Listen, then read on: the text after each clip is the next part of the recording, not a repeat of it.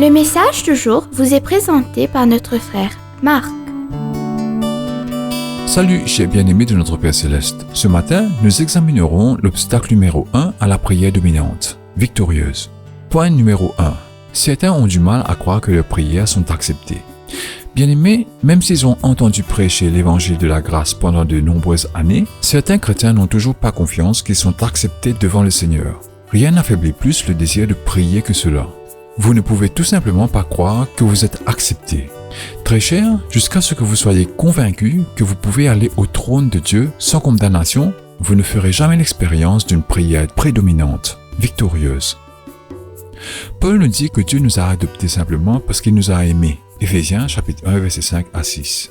Laissez-moi vous poser une simple question. Aimez-vous son enfant?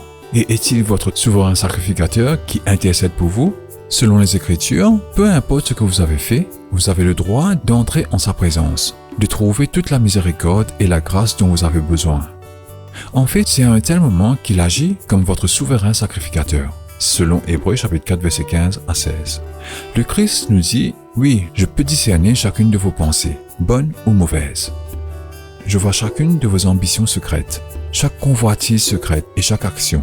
Pourtant, je vous invite toujours à venir hardiment à mon trône. Je désire vous donner toute la grâce et la miséricorde dont vous avez désespérément besoin. Bien-aimés, certains chrétiens pensent que leurs prières ne sont pas acceptées parce qu'ils ont négligé de prier pendant trop longtemps, pendant des mois, voire des années. L'Esprit de Dieu les a poussés à venir dans le lieu secret, les parlant et les convainquant à travers d'innombrables sermons et une conscience brûlante.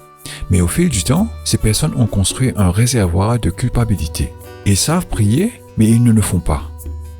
Ils ne peuvent pas croire que Dieu leur pardonnera, les aimera et prendra soin d'eux après tout le temps qu'ils l'ont négligé. Alors, ils ne vont tout simplement pas à lui. Bien-aimé, je peux pardonner et bénir quelqu'un qui m'a blessé et négligé. Combien plus notre Seigneur pardonnera-t-il et bénira-t-il son peuple?